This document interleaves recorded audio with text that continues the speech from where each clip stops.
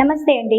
నేను doctor Sushruta, Kurnool 49 fertility centre. IVF pregnancy positive వచ్చినాక patients కి ఒక భయం అనేది ఫామ్ అవుతుంది. అంటే ఈ ప్రెగ్నెన్సీని ఎలా కాపాడుకోవాలి, నేను ఎలా ఉంటే ఈ ప్రెగ్నెన్సీకి జాగ్రత్తలు తీసుకోగలుగుతాను, ఈ ప్రెగ్నెన్సీ ఏమన్నా ఎలా ఉంటుంది, నెక్స్ట్ ఫ్యూచర్ నాకు బేబీ ఎలా వస్తుంది అని చాలా మందికి డౌట్స్ ఉంటాయి. ఐవీఎఫ్ ప్రెగ్నెన్సీ ఫామ్ అయ్యాక యాక్చువల్ గా కొన్ని మెడికేషన్స్ అనేది ఒక 3 నెలల వరకు కంపల్సరీగా యూజ్ చేసుకునే మెడికేషన్స్ ఇస్తాం. సో ఈ మెడికేషన్స్ యూజ్ చేసుకొని తప్పనిసరిగా మేము చెప్పిన ప్రకారంగా స్కాన్స్ కి వస్తే మాత్రం కార్డియాక్ యాక్టివిటీ అంటే ఫీటల్ హార్ట్ ఫామ్ అయిందా, అంటే బేబీకి హార్ట్ అనేది ఫామ్ అయిందా, గుండె చప్పుడు అనేది ఫామ్ అయిందా లేదా అని స్కానింగ్ ద్వారా మనకి తెలుస్తుంది. సో దీనితో పాటు కొన్ని రక్త పరీక్షలు కూడా చూసుకొని థైరాయిడ్ ఏమన్నా అబ్నార్మల్ గా ఉందని కరెక్ట్ చేసుకొని వాటితో పాటు స్కాన్స్ ప్రకారంగా చూసుకుంటా వాటిల్లో ఏమన్నా ప్రాబ్లమ్స్ ఉంటే మెడికేషన్స్ అడ్వైస్ చేసి ప్రెగ్నెన్సీ ప్రశాంతంగా కంటిన్యూ అయ్యే ఛాన్సెస్ ఎక్కువ ఉంటాయి. సో 3 నెలల వరకే మాక్సిమం మనకి ఏమైనా టెన్షన్స్ ఉంటాయి. ఆ తర్వాత 3 నెలల తర్వాత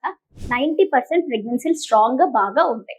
సో వీళ్ళు తీసుకోవాల్సిన జాగ్రత్తలు ఏంటి అంటే టైంకి నిద్రపోవడం, మంచి స్లీప్ తీసుకోవడం, చిన్న చిన్న ఎక్సర్సైజులు అంటే చిన్న నడక, కాలి నడకలో అలాంటివి తన పనులు తను చేసుకోనంత వరకు అలాంటివి ఏమైనా చేసుకోవచ్చు. హెవీ వర్క్స్ అనేది ఎలా అయినా కానీ ఐవీఎఫ్ ప్రెగ్నెన్సీలో అడ్వైస్ చేయం. కానీ ఏంటి అంటే వీళ్ళు నడవడానికి కూడా భయపడుతూ ఉంటారు. అలాంటి భయాలు ఏమీ ఉండవు.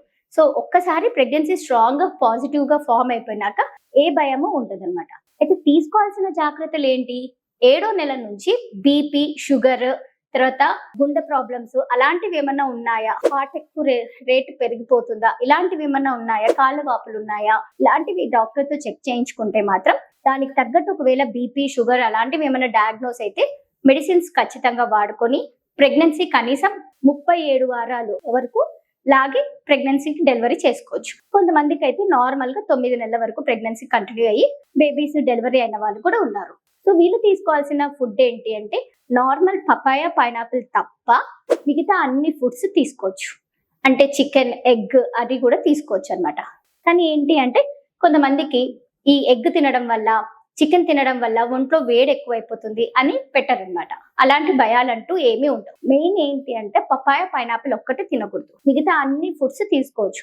అంటే లడ్లు తినచ్చు, అంటే స్వీట్ ఎక్కువ తినకుండా బెల్లంతో తయారైన స్వీట్స్ తినుకుంటే హ్యాపీగా ఉండొచ్చు. ఇంకోటి ఏంటి అని అంటే కొంతమందికి మేడం ఐవీఎఫ్ ప్రెగ్నెన్సీ వచ్చాక నార్మల్ డెలివరీ అవ్వదా అని అడుగుతారు. అట్లేమీ లేదు. ఐవీఎఫ్ ప్రెగ్నెన్సీ అయినా కానీ స్పాంటేనియస్ గా మంచిగా ఉంటే హ్యాపీగా నార్మల్ డెలివరీ అయిన వాళ్ళు కూడా ఉన్నారు.